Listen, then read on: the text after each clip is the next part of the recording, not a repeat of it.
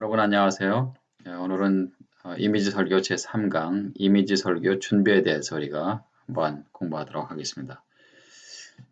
제일 중요한 것은 하나님의 말씀인 진리를 정확하게 이해하는 것이 되겠죠. 그래서 첫 번째로는 본문이 말하는 것에 귀를 기울이시면 좋겠습니다. 다시 말해서 하나님의 말씀 창세기 1장 1절부터 요한계시록 22장 21절까지 하나님께서 우리에게 주신 그 하나님의 말씀, 그 본문이 무엇을 말하는가 거기에 우리가 심혈을 기울여야만 될 줄로 믿습니다. 그래서 설교의 본질은 해석과 전달입니다. 가장 중요한 것은 하나님의 말씀을 잘 해석하고 그 해석된 그 말씀을 청중들에게 전달하는 것입니다.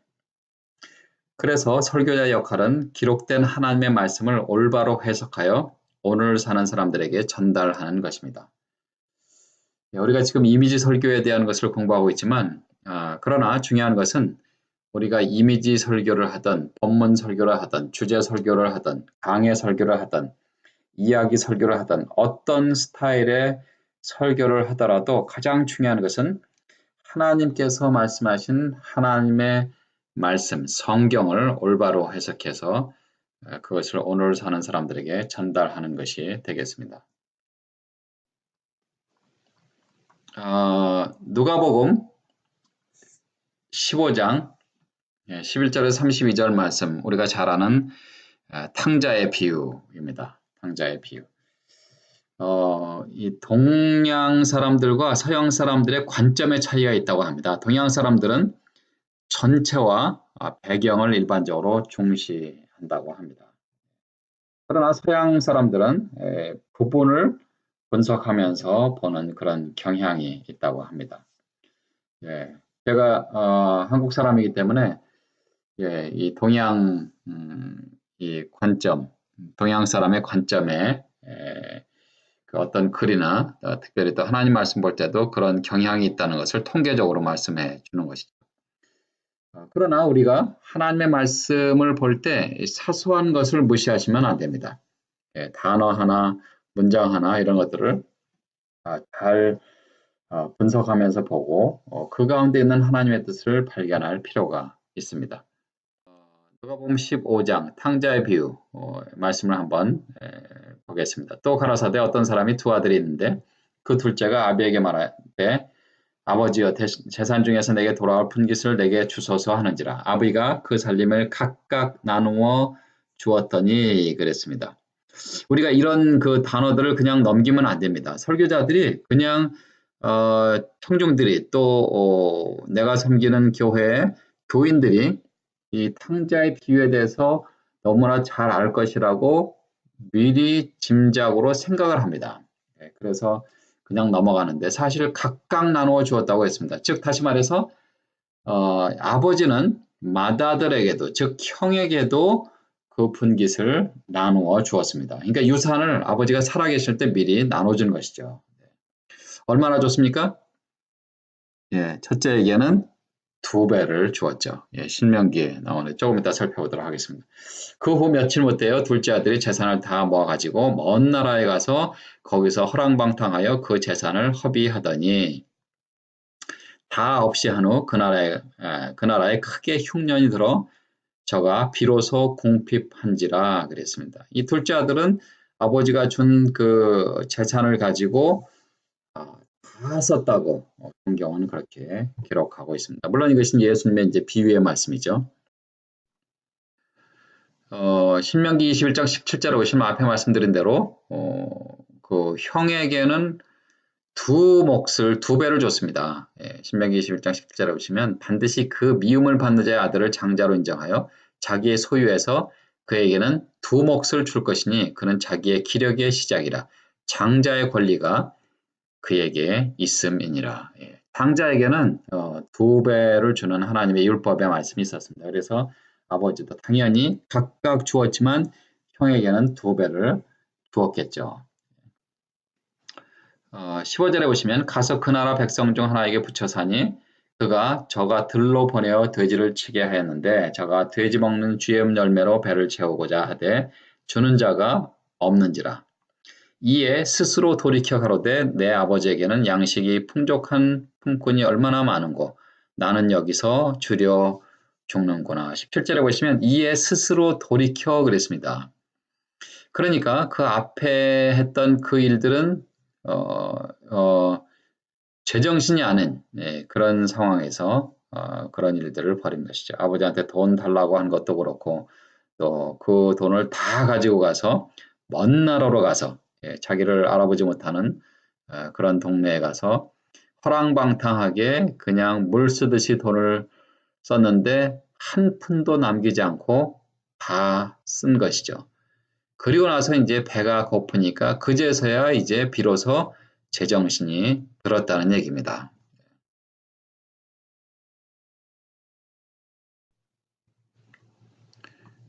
18절 보시면 내가 일어나 아버지께 가서 이르기를 아버지여 내가 하늘과 아버지께 죄를 얻었사오니 지금부터는 아버지의 아들이라 일컬음을 감당치 못하겠나이다. 나를 품권의 하나로 보소서 하리라 하고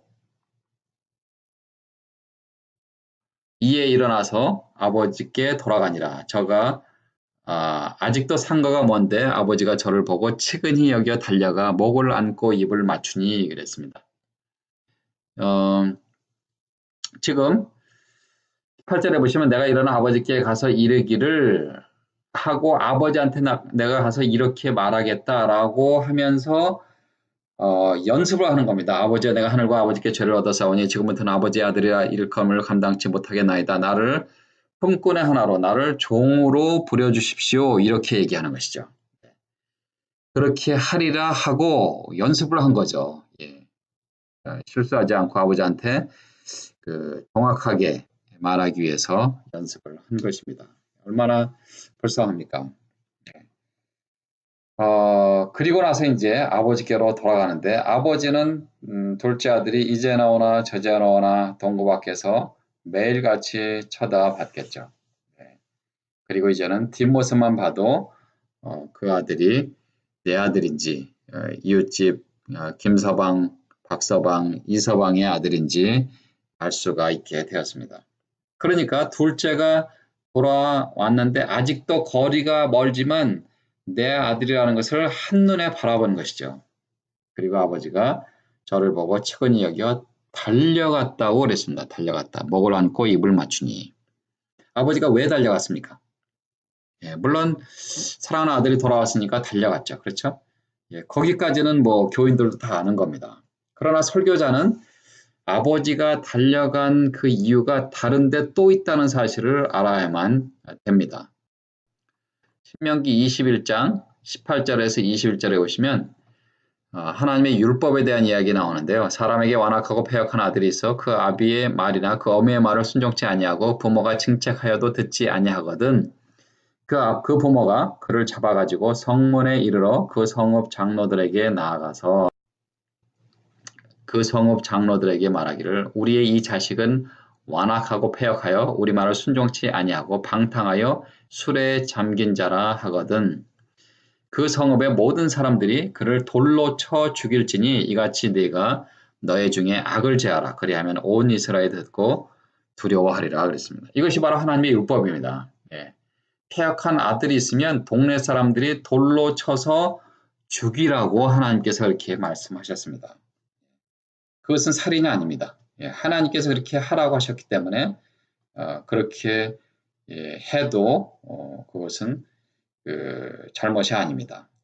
이스라엘 중에 악을 제하는 그 일을 하나님이 하라고 하셨기 때문에 이 율법을 너무나 잘 아는 아버지는 이 패역하고 방탕한 아들이 돌아올 때 동네 사람이 먼저 발견하면 동네 사람이 그 아들을 돌로 쳐서 죽일 수도 있습니다. 그러니까 동네 사람보다 먼저 달려가서 목을 안고 끌어안고 입을 맞추고 잘 돌아왔다 사랑하는 내 아들아. 그리고 이 비유에서 주님께서 뭐 정확하게 자세하게 설명해 주시진 않았지만 그러나 모르긴 몰라도 그 아버지가 동네 사람들에게 이렇게 외쳤을지도 모릅니다. 여러분 이 패역한 내 아들이 돌아왔습니다. 만약에 여러분들이 율법으로 말미암아 하나님의 말씀에 순종해서 이 아들에게 돌을 던지려거든 나에게 던지십시오. 그리고 그 사랑하는 아들을 끌어안았습니다. 그러니까 만약에 동네 사람들이 돌을 던진다 하더라도 아버지가 대신 맞는 것이죠. 그것이 바로 하나님 아버지의 사랑입니다. 그래서 독생자 예수 그리스도를 우리에게 주셨고 주님께서는 세상 모든 사람들, 과거와 현재와 미래에 살고 있는 모든 사람들의 허물과 죄를 다 가지고 십자가에 달려서 돌아가셨죠. 예, 죄가 없으신 주님께서 대신 죄를 받으신 것입니다. 예, 대신 하나님 앞에 그 죄로 인해서 심판을 받으신 것입니다. 그러니까 우리가 이 땅에는 사람들이 우리의 죄로 인해서 우리가 벌을 받아야 되는데 하나님의 심판을 받아야 되는데 주님께서 우리를 끌어안으시고 아버지여 저들은 저들이 하는 일을 알지 못합니다. 저들을 용서해 주시옵소서. 십자가상에서 세상을 향해서 용서를 선포하신 우리 주님의 사랑을 우리가 이것을 통해서도 발견할 수가 있는 것입니다. 21절에 보시면 아들이 가로되 아버지여 내가 하늘과 아버지께 죄를 얻었사오니 지금부터는 아버지의 아들이라 일컬음을 감당치 못하겠나이다 하나 이게 지금 탕자가 뭐 하고 있는 거예요 지금 자기가 연습한 것을 지금 아버지 앞에 그렇게 이야기를 하는 것입니다. 그러나 아버지는 이제 그 다음 말을 더 이상 들을 필요가 없어요. 예, 빤하죠. 그리고 아버지는 다 이미 알고 있습니다. 아들이 연습한 것이 뭐예요? 아들이 아니라도 좋습니다. 종으로라도 삼아주시면 품꾼의 하나라도 나를 삼아주시고 그냥 먹여만 주십시오. 그걸 연습했잖아요. 그렇죠? 그런데 아버지는 더 이상 들을 필요가 없습니다. 종들에게 이르되 제일 좋은 옷을 내어다가 입히고 손에 가락지를 끼우고 발에 신을 신기라. 그리고 살찐 송아지를 끌어다가 잡아라. 우리가 먹고 즐기자. 그랬습니다. 사랑하는 아들이 돌아왔습니다. 이 내 아들은 죽었다가 다시 살아났으며 내가 잃었다가 다시 얻었노라 하니 저희가 즐거워하더라 그랬습니다. 이 아들이 언제 죽었습니까? 아버지 품을 떠날 때. 아버지 품을 떠날 때. 하나님 아버지의 그 사랑의 품을 떠난 사람들은 바로 죄인이고 또 잃어버린 사람입니다. 그래서 내가 잃었다가 다시 얻었노라. 그러니까 종들도 함께 즐거워했습니다. 그런데 형이 밭에 있다가 돌아와서 집에 가까웠을 때 풍류와 춤추는 소리를 듣고 한 종을 불러 이 무슨 일인가 본데 대답하되 당신의 동생이 돌아왔으며 당신의 아버지가 그의 건강한 몸을 다시 맞아들이게 됨을 인하여 살찐 송아지를 잡았나이다 하니 형은 이 뚜껑이 열렸습니다. 저가 노하여 들어가기를 즐겨 아니하거늘 아버지가 나와서 권한대 아버지께 대답하여 가로되 내가 여러 해 아버지를 섬겨 명을 어김이 없거늘 내게는 염소 새끼라도 주어 나와 내 벗으로 즐기게 하신 일이 없더니 그랬습니다. 지금 마다들은 뭐라고 그래요? 아버지의 명을 어긴 일이 없다고 이야기를 했는데 사실 아버지의 명을 한 번도 어긴 일이 없었겠습니까? 여러분 한번 상상해 보십시오. 아버지가 얘야 내 동생이 지금 어디 있는지 죽었는지 살았는지 한번 좀 알아보렴 했는데 그 형은 한 번도 그 명령을 순종하지 않았습니다. 물론 집 안에서 아버지의 농사일을 도맡아서 하고 또 그 일을 순종하고 잘한 것 그것은 참 좋죠. 그러나 아마 모르긴 몰라도 아버지가 그 마다들에게 그렇게 얘기를 했겠죠. 그렇죠? 우리가 그런 건 뭐 상식적으로라도 상상할 수 있지 않겠습니까? 그런데 그것을 안 한 것도 사실은 아버지의 명령을 순종하지 않은 것이죠. 근데 그 마다들은 아버지의 명을 어긴 일이 없다고 그렇게 이야기를 합니다. 그리고 이제 아버지의 살림을 창기와 함께 먹어버린 이 아들이 돌아옴에 이를 위하여 살찐 송아지를 잡으셨나이다. 지금 마다들은 지금 우리말로는 이제 이 아들이 이렇게 번역이 됐는데 원어에는 그 당신의 아들이 이렇게 된 것입니다. 영어에는 your son이라고 이렇게 번역이 됐는데 여러분 보세요. 뭐 당신의 아들이든 이 아들이든 이 표현이 잘못된 것입니다. 그렇잖아요? 예. 차라리 그냥 아버지의 아들이 뭐 이렇게 화가 나면 그렇게 표현을 하든지 아니면 그 동생의 이름을 부르면서 그 아버지의 말씀을 순종하지 않은 개가 돌아오매 개를 위해서 살찐 송아지를 잡으셨나이다. 그렇게 이제 아버지한테 불만을 토로할 수 있겠죠. 예.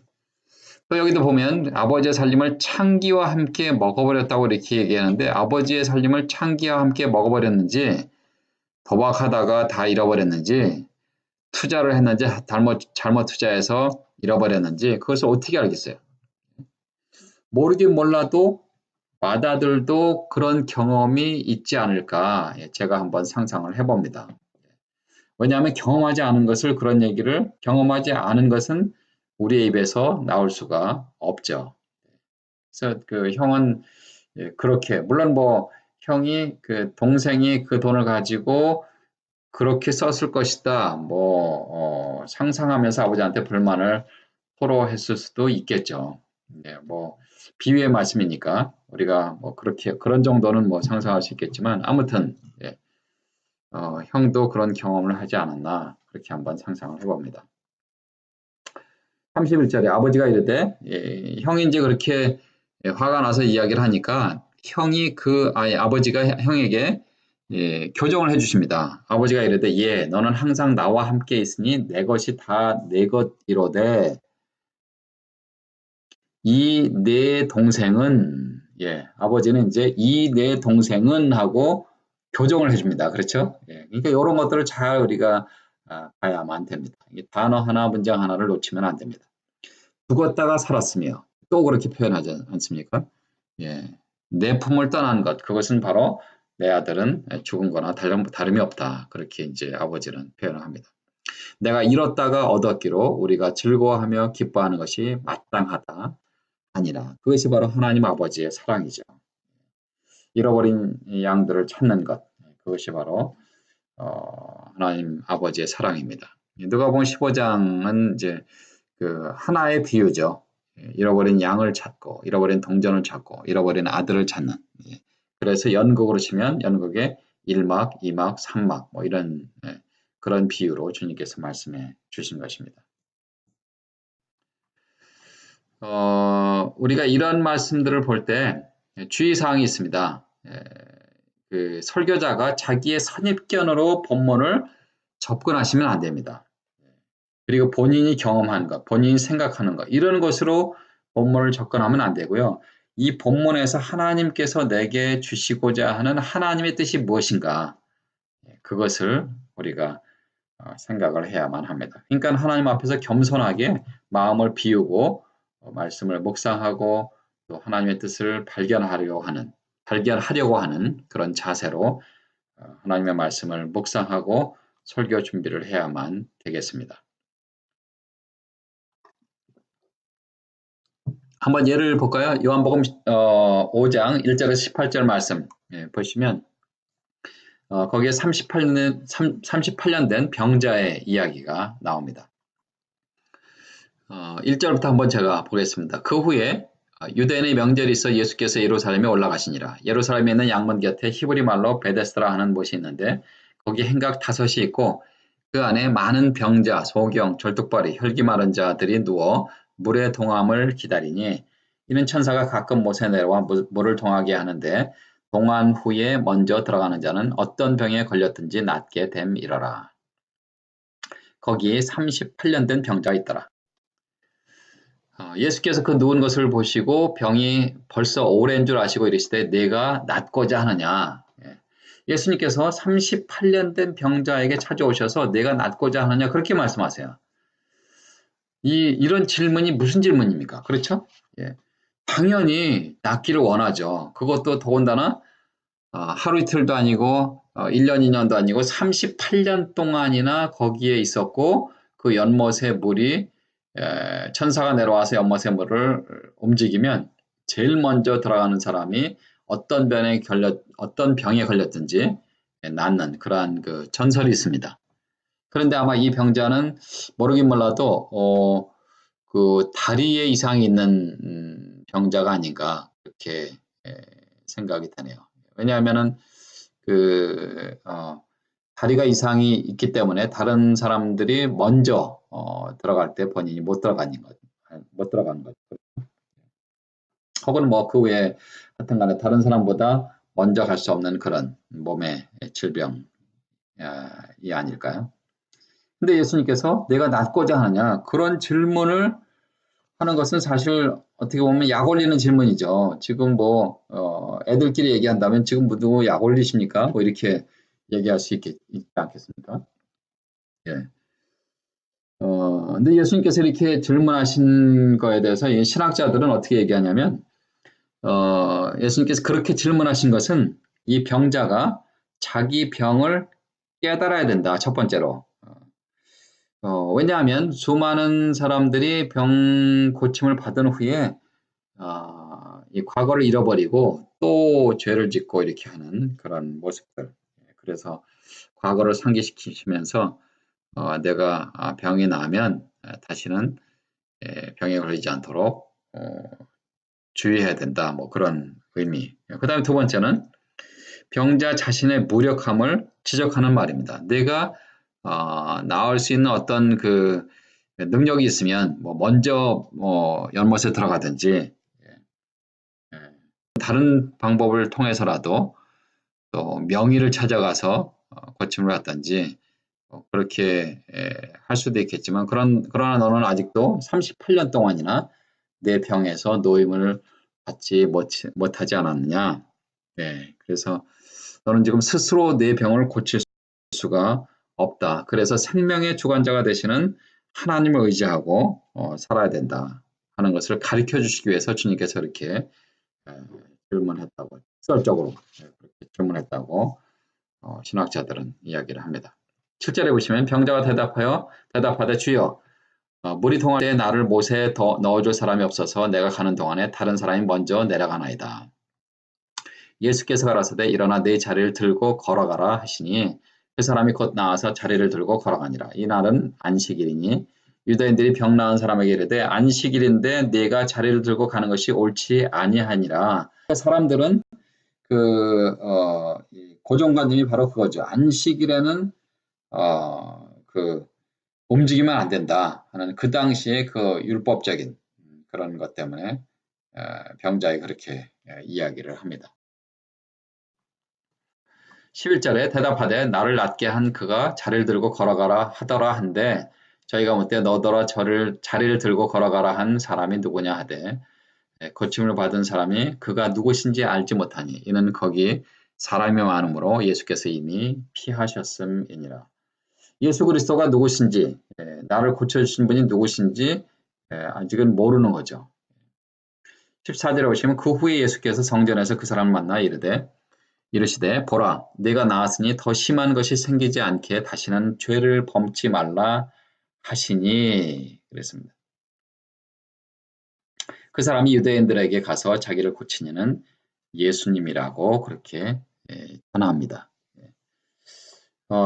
예수님께서 이 사람에게는 그 죄 때문에 병에 걸렸다라는 것을 지적을 하십니다.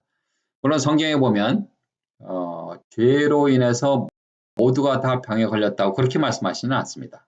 그러나 이 사람의 경우는 죄 때문에 그 병에 걸렸고 38년 동안 그 질병에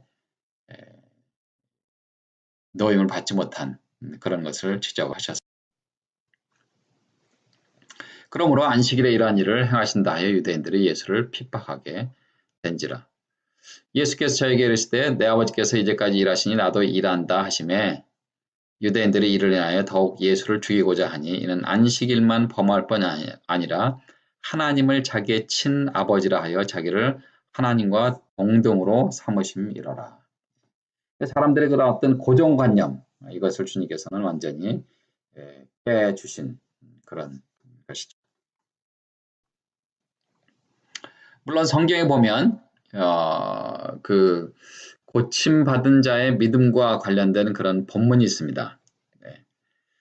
예를 들면 마가복음 5장 23절 24절에 오시면 12년 동안을 혈류병으로 앓았던 그런 여인 따라 내 믿음이 너를 구원하였으니 평안히 가라 내 병에서 놓여 건강할지어다. 누가복음 18장 35절에서 43절까지 쭉 보시면 소경 거지를 고쳐주시는 그 장면에서도 보아라 내 믿음이 너를 구원하였느니라. 또 백부장의 믿음이 마태복음 8장 5절에서 10절까지 나오는데 백부장이 이 종이 아팠을 때 예수님께서 가서 고쳐주겠다고 이렇게 말씀하시니까 말씀만 하옵소서 내게도 수하의 종이 있는데 이더러 가라 하면 가고 오라고 하면 옵니다. 예수님 오시지 말고 말씀만 해주시옵소서. 그랬더니 예수님께서 이스라엘 중에 아무에게도 이만한 믿음을 만나보지 못하노라 그렇게 하지 않습니까? 예, 제가 이 말씀을 드린 이유는 앞에 38년 된 병자 같은 경우는 사실 본인의 믿음과 상관없이 예수님께서 예수님의 이 능력으로 하나님의 아들의 그 능력으로 일방적으로 그냥 고쳐주신 겁니다. 본인의 믿음과 상관이 없는 그런 치유를 주님께서 말씀해 주신 것입니다. 그러나 성경에서는 이렇게 본인의 믿음으로 인해서 또 치유함을 받고 또 구원받은 그런 케이스가 있습니다. 그 다음에 두 번째로는 본문의 배경을 주의 깊게 연구하시면 좋겠습니다. 사무엘상 12장 17절 18절 말씀 보시면 오늘은 밀베는 때가 아니냐 내가 여호와께 아뢰리니 여호와께서 우레와 비를 보내서 너희가 왕을 구하니를 곧 범한 죄악이 큼을 너희로 밝히 알게 하시리라 그랬습니다. 18절에 보시면 이에 사무엘이 여호와께 아뢰매 여호와께서 그날에 우레와 비를 보내시리니 모든 백성이 여호와와 사무엘을 크게 두려워하니라 그랬습니다. 오늘은 밀베는 때가 아니냐 이스라엘의 밀베는 때는 4월에서 5월 정도입니다. 이스라엘은 팔레스타인 기후인데 1년에 한 10일 정도 미국의 캘리포니아 기후하고 이제 비슷하죠.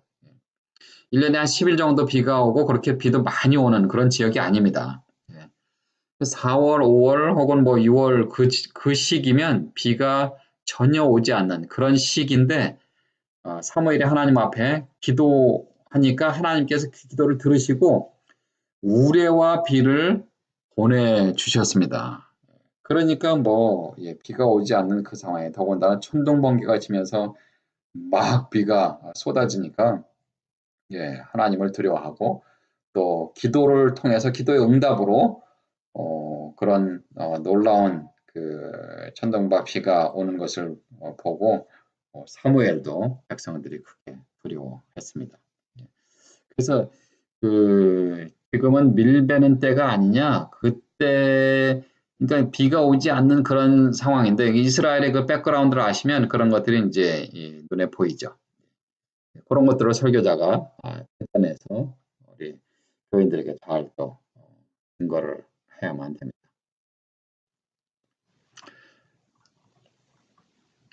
그 다음에 누가복음 17장 11절에서 19절에 보시면 예수께서 예루살렘으로 가실 때 사마리아와 갈릴리 사이로 지나가시다가 한 촌에 들어가시니 문둥병자 10명이 예수를 만나 소리를 높여 가로되 예수 선생님이 우리를 긍휼히 여기소서 하거늘 보시고 가라사대 가서 제사장들에게 너희 몸을 보이라 하셨더니 저희가 가다가 깨끗함을 받은지라.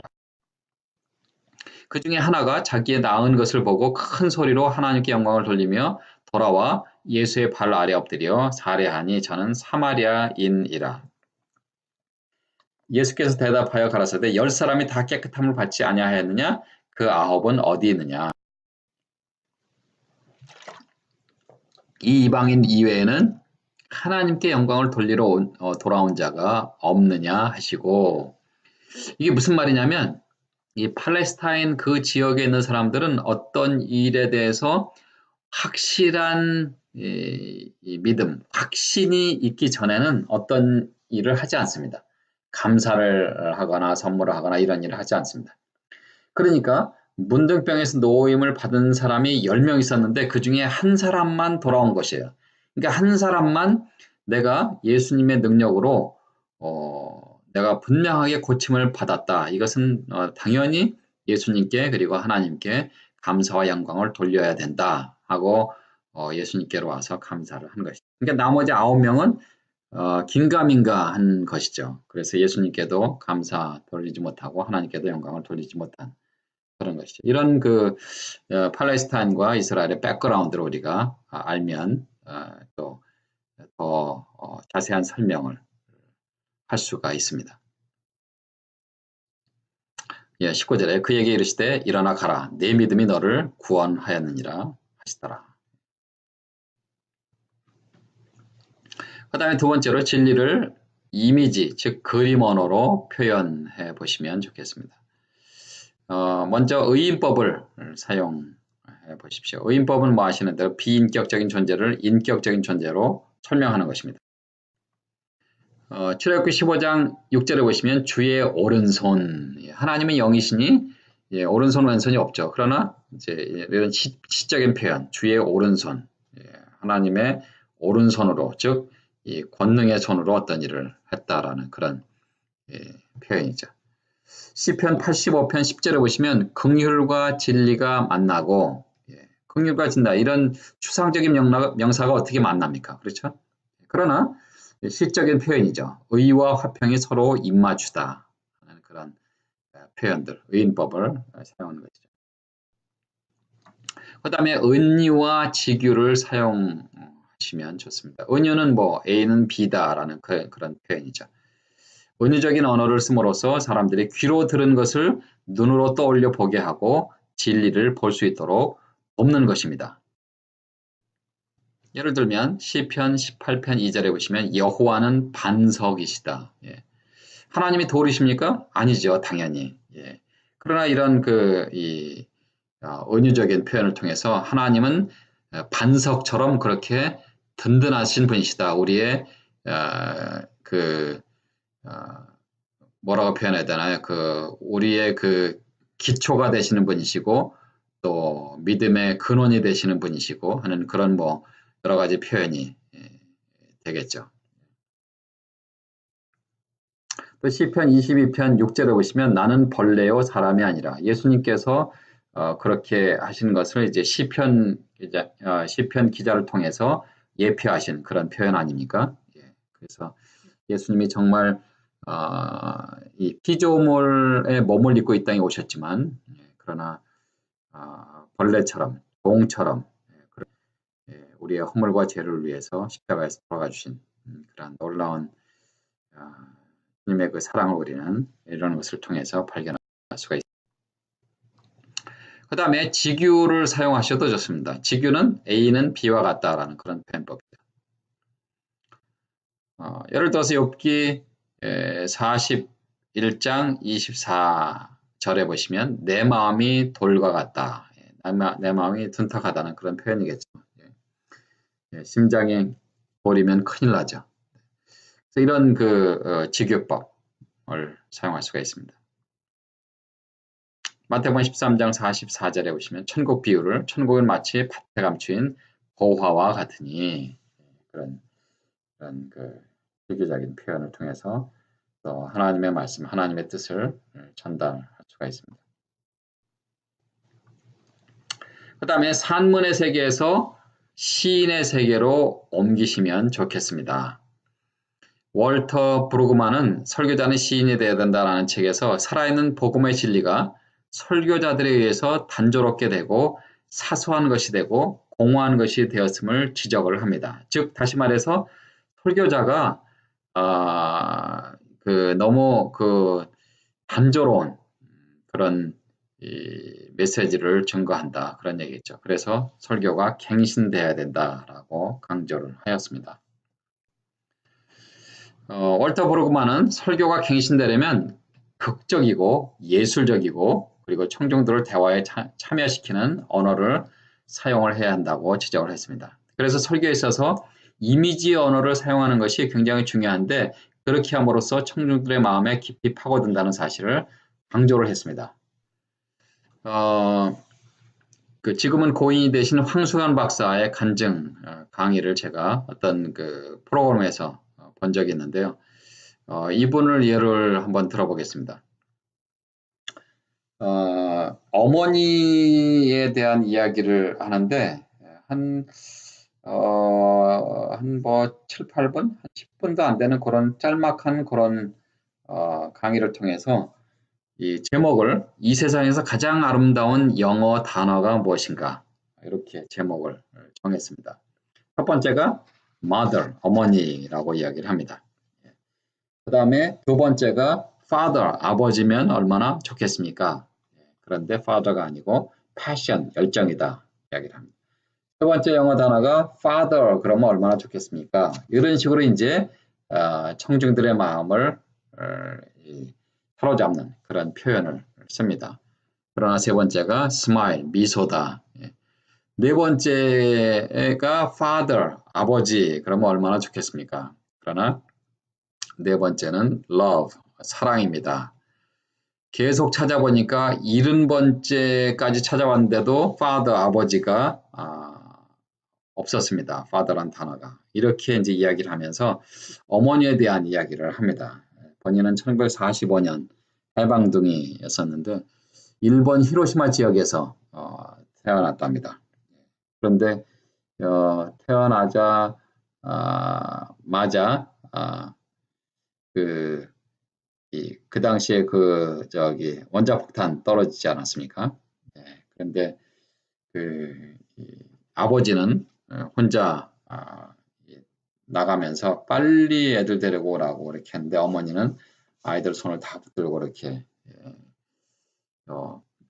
피했다는 그런 얘기를 했고요. 그 다음에 이제 한국으로 돌아왔는데 얼마 있다가 또 6.25 전쟁이 터지지 않았습니까? 또 전쟁통에 또 뭐 술탄도 터지고 막 그런데 그런 위험한 상황에서도 아버지는 혼자 도망갔는데 어머니는 세 아이를 끌어안고 그냥 덮쳐서 혹시 잘못되면 어머니가 그 몸으로 막아주신 그런 이야기들이에요. 위급한 상황에서는 항상 어머님이 자녀를 위기에서 구했다 그런 얘기를 하면서 이 황석환 박사가 어렸을 때 홍역 때문에 거의 죽을 뻔했답니다. 그래서 아버지는 아들이 죽은 줄 알고 산에다 묻으라고 했지만 어머니는 이 아들의 그 상한 피부를 혀로 빨아주고 뭐 이렇게 하고 주물러주고 어머님이 또 하나님 앞에 이제 기도하면서 하나님이 살아계신다면 내 아들을 살려주세요 하고 기도하고 그 어머님의 기도와 정성으로 말미암아 황승환 박사가 살아났습니다. 그래서 어머니의 사랑에는 기적이 일어납니다. 이런 표현을 쓰면서 어머니에 대한 이야기를 합니다. 아주 감동적인 그런 강의입니다. 여러분들 혹시 기회가 되시면 한번 들어보시면 좋겠습니다. 유튜브에 아마 나와 있는 걸로 알고 있습니다. 황수관 박사 치시면 강의 중에 그런 것들이 있습니다. 그래서 그런 것들이 그냥 단순히 그냥 산문을 쓰듯이 어머님이 저를 그렇게 했습니다. 이렇게 하지 않고 이미지 언어들을 사용하면서 폭탄이 터졌을 때 어머니는 우리를 끌어안고 넘어졌습니다. 뭐 이런 그런 표현들. 그래서 그 상황을 이 단어와 문장을 통해서 마치 그림을 그리듯이 그렇게 설명하는 것을 봅니다. 그 다음에 네 번째로 스토리를 만들면 좋겠습니다. 이미지 설교를 위해서 시각적인 이미지가 현대인의 마음속에 강한 이미지를 심어주듯이 설교에서도 사실적인 묘사보다는 이미지 언어의 사용이 청중들의 마음속에 더욱 진한 감을 주는 것은 사실입니다. 그래서 그림 언어, 이미지 언어를 사용하는 대표적인 설교 스타일이 바로 이야기 설교가 되겠습니다. 미국 내에서 이야기 설교의 선두주자 중에 한 분이신 맥스 루케로 목사님의 설교를 한번 제가 소개해 드리겠습니다. 제목은 어리석은 자들의 나라입니다. 하늘나라 그리고 그의 시민들은 경이로움으로 취해 있습니다. 사례의 경우를 생각해 보십시오. 그는 노년의 나이에 있었음에도 불구하고 하나님은 그녀에게 아들이 있을 것이라고 약속합니다. 그녀는 흥분되었습니다. 그녀는 임산부를 위한 상점에 들어 몇 벌의 옷을 삽니다. 그녀는 선물들을 준비하고 장막을 넓힙니다. 그러나 시간이 지나도 아들은 생기지 않았습니다. 그녀는 몇 번이나 생일 케이크를 자르고 촛불을 끄지만 여전히 아들은 없습니다. 그녀는 벽에 걸린 달력을 넘겼지만 여전히 아들은 없습니다. 그래서 사례는 자신의 힘으로 무엇인가를 하려고 결심합니다. 아마 하나님은 내가 이 일을 처리하기를 원하실 거야. 그렇게 생각을 한 거죠. 그녀는 아브라함에게 시간이 너무 많이 흘렀다고 이야기합니다. 현실을 직시하세요. 당신은 점점 더 늙어가고 있어요. 그녀는 하녀인 하갈에게 아브라함의 침상에 들어가 주인께서 무엇을 필요로 하시는지 알아보라고 명령합니다. 그리고 하갈은 처녀로 들어갔다가 나올 때는 임산부가 되어 돌아옵니다. 그리고 문제는 시작됩니다. 이것이 바로 터닝 포인트 아닙니까? 예. 인간적인 방법을 사용해서 남편과 본인도 늙었고 나이 많았습니다. 그리고 본인은 경수도 끊어져서 인간적으로는 임신할 수 없는 그런 상황이라는 것을 너무나 잘 압니다. 그래서 본인이 어떻게 해결하려고 합니다. 그래서 종을 하녀를 남편에게 첩으로 주죠. 예. 그리고 이제 남편과 동침함으로 말미암아 하갈이 임산부가 됩니다. 예. 그리고 문제는 시작됩니다. 이게 이제 그 맥스 루케르 목사님이 이제 이 말씀 묵상하면서 이런 표현들, 이런 것들을 굉장히 잘 하십니다. 하갈은 의기양양합니다. 사례는 시기심을 참을 수가 없습니다. 아브라함은 곤경에 빠져 어리둥절합니다. 그리고 14년이 흘렀습니다. 아브라함은 100세가 가까웠고 사례는 90세였던 때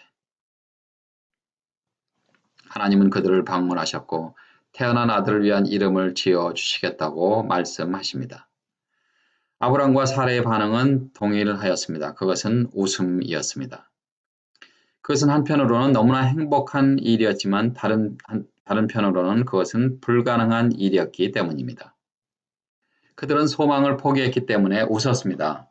새롭게 일어나는 소망은 항상 그것이 실현되기 전까지는 다만 우스운 이야기로 그치는 것을 봅니다.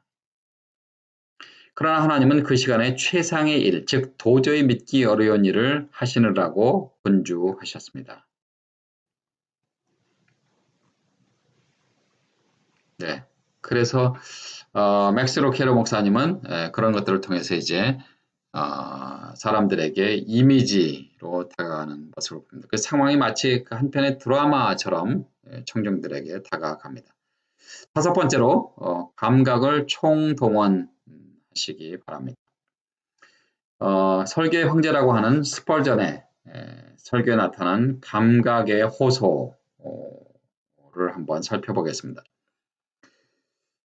스펄전 목사님은 그 시각, 청각, 미각, 후각, 촉각 이 오감각을 다 사용한 그런 표현들을 볼 수가 있습니다. 먼저 시각을 한번 보겠습니다. 갈보리의 십자가, 예수님의 피 흘리는 손에서 자비가 떨어집니다. 겟세마네 동산, 구주의 피 흘리는 자국에 용서가 맺힙니다. 부르짖음이 들립니다. 나를 앙망하라. 그리하면 구원을 얻으리라. 그곳을 보십시오. 예, 이런 어떤 시각적인 그런 표현을 사용을 하지 않습니까? 당신을 위해 못 박힌 두 손, 당신을 위해 피를 뿜어낸 두 발, 그 품이 당신을 향해 열려 있습니다. 만일 그대가 어떻게 자비를 구해야 할지 모른다면 자, 여기 있습니다. 보십시오. 그래서 예수님의 십자가의 모습을 시각적으로 표현을 합니다. 그 다음에 청각을 한번 볼까요? 나는 한 외치는 소리를 듣습니다. 앙망하고 구원을 얻으라. 그래서 청각에 호소를 하는 것을 봅니다. 미각은요.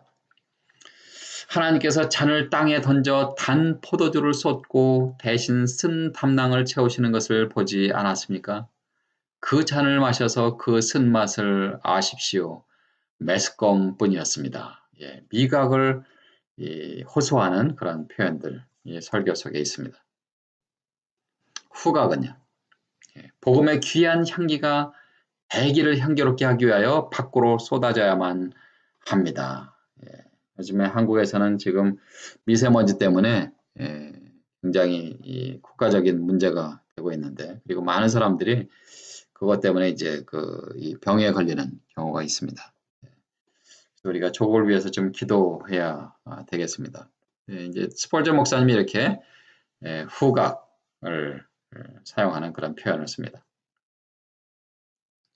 한 어린아이가 회심할 때 나는 한 가족이 회심하리라는 희망을 갖습니다. 은혜는 값진 연고와 같기 때문입니다. 그것은 향기를 사방에 뿌립니다. 향기로운 향료 상자 하나가 방 안에 놓이면 그 향기는 곧 온 방을 채웁니다. 그리고는 조용히 위층으로 올라가 윗방으로 들어갑니다. 온 집을 채우기까지 그 일을 쉬지 않습니다. 향기가 방 전체에 퍼지는 그런 것들을 이제 이런 후각적인 그런 단어들을 그리고 문장을 표현을 사용하면서 설교를 하는 그런 모습을 봅니다. 마지막으로 촉각입니다. 당신의 손가락을 내미십시오. 사랑하는 여러분, 당신의 손가락을 내미십시오. 당신이 믿음의 기도나 혹은 소망으로 주님과 접촉할 때까지 가버리지 마십시오. 이렇게 이제 촉각을 사용하는 그런 또 볼까요? 그는 소경을 만져서 시력을 주셨습니다. 또한 죽은 소녀도 이렇게 하여 살아났습니다. 오 그의 만지심의 힘. 우리는 예수님의 만지심으로 구원받았습니다. 그가 우리를 만지실 때 무엇인들 안 되겠습니까? 주님께서 우리를 만져주시는 그런 촉각에 대한 그런 표현을 쓰죠. 또 하나 볼까요? 예수님을 곧 붙잡으십시오. 한 손 전체로 만지지 않으려면 한 손가락으로라도 만지십시오. 그래서 촉각을 강조합니다. 첫 번째는 이미지 설교를 위해서 영상 매체를 가끔 사용하면 좋습니다. 요즘에는 이제 그 파워포인트나 혹은 그 동영상을 사용하는 설교자들이 많지 않습니까? 그래서 동영상도 이제 필요한 것들만 그렇게 편집해서 사용하는데 여러분 혹시 아시는 분은 아시겠지만 이 다음에서 팟인 코더 이렇게 이제 타이핑하시면 나오는데 이게 무료입니다. 누구에게나 이제 무료로 공개된 것입니다. 그걸 다운로드 받으시고 필요한 부분, 예를 들어서 1시간짜리 뭐 어떤 그 영상 매체다. 그러면은 그 중에서 내가 필요한 한 컷, 한 뭐 2분, 3분 혹은 4분 그 부분만 이렇게 편집해서 그 설교 시간에 예화로 사용하시면 좋겠습니다. 네, 이미지 설교에 대한 강의는 여기까지 그냥 하겠습니다. 우리가 시간이 많지 않기 때문에 많은 것들을 다루지 못하고 그래서 좀 아쉬움이 있습니다. 제가 강의한 것들을 만약에 이제 레시피라고 하면 그 레시피가 사실 음식은 아니죠. 그렇죠? 그러나 우리가 좋은 레시피를 가지고 맛있는 음식을 만들 필요는 있습니다. 이미지가 가득 들어있는 설교를 작성해서 하나님의 사랑이 더 풍성하게 전달되도록 여러분들이 좋은 레시피, 좋은 재료를 잘 준비하면 그러면은 그 좋은 음식을 만들 수가 있습니다. 물론 이제 어머니의 손맛도 필요하고 또 전문가처럼 뭐 1대2, 2대3, 뭐 2대4 뭐 이렇게 이제 이 배합을 잘 해야 되지만 그러나 레시피 자체가 좋지 않으면 그것은 그 좋은 음식이 나올 수가 없죠. 그러나 하나님께서 우리에게 주신 하나님의 말씀은 이 완벽한 레시피가 되는 것이죠.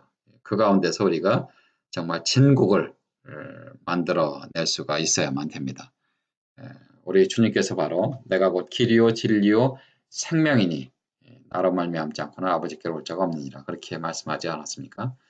진리 대신에 우리 주님 또 하나님의 귀한 말씀을 통해서 정말 하나님의 뜻이 제가 서두에 말씀드린 것처럼 이미지 설교가 전부가 아닙니다. 제가 이미지 설교를 좀 이렇게 강조해서 또 설명을 좀 드리긴 했지만 어떤 설교를 해도 상관이 없습니다. 본문 설교든 강해 설교든 또 주제 설교든 이야기 설교든 뭐 이미지 설교든 상관이 없습니다. 중요한 것은 하나님의 말씀 속에 있는 하나님의 뜻을 발견하고 그 말씀을 잘 전달하는 것. 그것이 바로 저와 여러분 그리고 이 땅에 있는 모든 하나님의 종들, 특별히 설교자들이 해야 되는 것이고 더 나아가서는 또 하나님의 자녀들이 누구나 다 설교는 아니라도 우리가 전도하고 선교할 때 또 필요한 말씀들을 준비하고 전달해야 되지 않겠습니까? 그렇게 하시면 좋겠습니다. 에스겔서 3장 17절에 보시면 인자야 내가 너를 이스라엘 족속의 파수꾼으로 세웠으니 너는 내 입의 말을 듣고 나를 대신하여 그들을 깨우치라. 이것이 바로 하나님께서 하나님의 종들에게 말씀하시는 것입니다. 설교자가 바로 이 일을 감당하는 하나님의 종들이죠. 우리에게 그 하나님의 말씀을 주셨기 때문에 그 말씀을 또 잘 준비하고 좋은 레시피로 좋은 음식을 만들듯이 그렇게 하고 그리고 나서 하나님의 뜻을 잘 증거하는 것 그것이 바로 우리의 사명입니다. 여러분 그 한 학기 동안 동영상 강의를 통해서 또 공부하시느라고 수고 많으셨고요. 다음 주 중엔 제가 무들에 여러분들의 그 스케줄을 한번 공개적으로 그 서베이를 하겠습니다. 그래서 가장 좋은 시간 여러분 모두가 다 참여하면 좋겠습니다. 이번 학기에 여러분이 그 제 강의를 11명 등록을 하셨는데 모두가 다 들어올 수 있는 시간을 맞춰서 한번 그 공개 강의를 한번 하겠습니다. 그래서 그 모두가 다 참여하는 그런 공개 강의가 됐으면 좋겠습니다. 고맙습니다. 오늘 여기까지 하겠습니다.